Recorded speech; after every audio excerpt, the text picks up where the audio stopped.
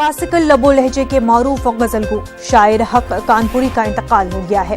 हक कानपुरी के साहिबजादे डॉक्टर मेहताब ने बताया कि तवील अरसे से अलील थे और आज सुबह 7 बजे उत्तर प्रदेश के रायबरेली में इंतकाल हो गया।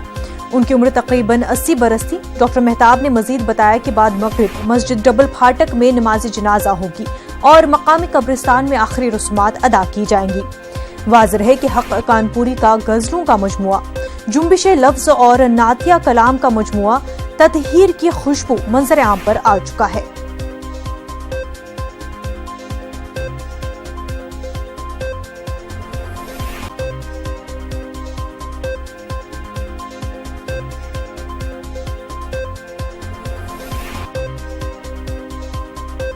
नाजरीन, आपको बता दें कि क्लासिकल लबो लहजे के मारूफ गजलगो शायर हक कानपुरी का इंतकाल हो गया है।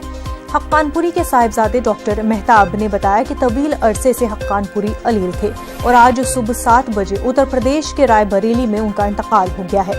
उनकी उम्र तकरीबन 80 बरस थी। डॉक्टर मेहताब ने मजीद बताया कि बाद मगरिब मस्जिद डबल फाटक में नमाज जनाजा होगी और मकामी कब्रिस्तान में आखिरी रस्मात अदा की जाएंगी। वाज़ेह है कि हक कानपुरी का गजलों का मजमुआ, जुम्बिशे लफ्ज और नातिया कलाम का मजमुआ ततहीर की खुशबू मंजर आम पर आ चुका है। तवील अरसे से बीमार चल रहे थे हक कानपुरी और आज सुबह 7 बजे उनका इंतकाल हो चुका है। बाद मगरिब उनका नमाज जनाजा अदा किया जाएगा और पासी के कब्रिस्तान में आखिरी रस्मात अदा की जाएंगी। पूरे लिटरेरी वर्ल्ड में काफी गम की लहर इस खबर से। हमारे साथ इस वक्त मशहूर शायर जौहर कानपुरी साहब जुड़ चुके हैं। जौहर कानपुरी साहब, आपका खैर मकदम है न्यूज़ 18 उर्दू में।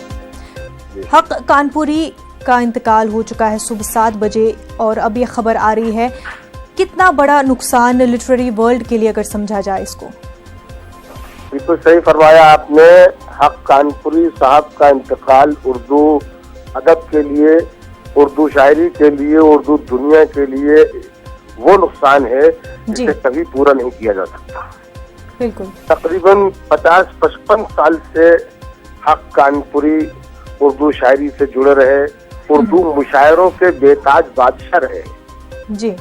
और उन्होंने हमेशा मोहब्बतों की बात की। उनकी शायरी इश्किया शायरी थी जिसे मैं समझता हूँ कि आज पूरी दुनिया को, पूरी दुनिया के इंसानों को, हर समाज को आज इसी शायरी की, इसी मोहब्बत की जरूरत है जो हक कानपुरी साहब अपने साथ लेकर चले गए।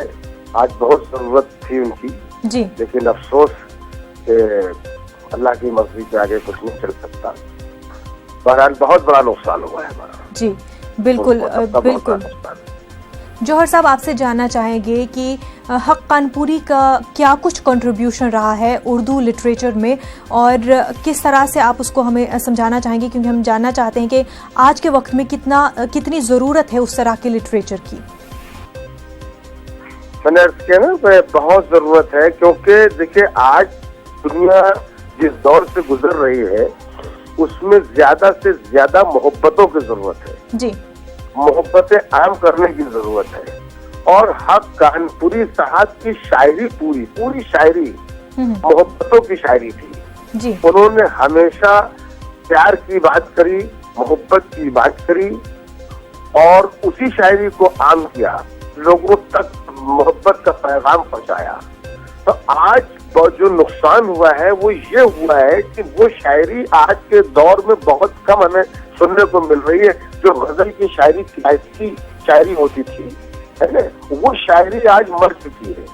वो शायरी दाग, वो शायरी गालिब और जिगर के वहाँ शायरी मिलती थी। हमारे बहुत बड़े बड़े जो उस्ताद गुजरे हैं उनका जो रंग था शायरी का, वो शायरी हक कानपुरी साहब के वहाँ मिलती थी जी। आज ऐसे शायरों की बहुत कमी हो गई है। हम चिराग लेकर भी ढूंढे तो बहुत मुश्किल से ऐसे शायर हमें मिल पाते हैं। 2-4 नाम ही स्टेज पर पहले भी थे उस जमाने में, उनके साथ थे खुमार साहब, शमीम जयपुरी साहब। तो ये इन लोगों के बाद जो शायरी थी जी, वो क्लासिकल शायरी के अलमबरदार हक कानपुरी साहब भी थे जी। लेकिन आज अचानक उनके इंतकाल ने एक बहुत बड़ा खसारा कर दिया उर्दू अदब का, बिल्कुल बहुत बड़ा नुकसान कर दिया उर्दू अदब का। बिल्कुल जौहर साहब, काफ़ी बड़ा नुकसान कर दिया है उर्दू अदब का उनके जाने से। बेहद शुक्रिया जौहर कानपुरी साहब आपका हमारे साथ बातचीत के लिए। आगे बढ़ते हैं। घरेलू सरजमीन पर टीम इंडिया की जीत का सिलसिला जारी है। रांची में भी टीम इंडिया ने इस रिवायत को बरकरार रखा है। जनूबी अफ्रीका को उसने तीसरे और आखिरी टेस्ट मैच में एक इनिंग और 202 रन से जेर कर दिया। रांची टेस्ट में खेल के चौथे दिन रस्म की अदायगी भरी बाकी थी।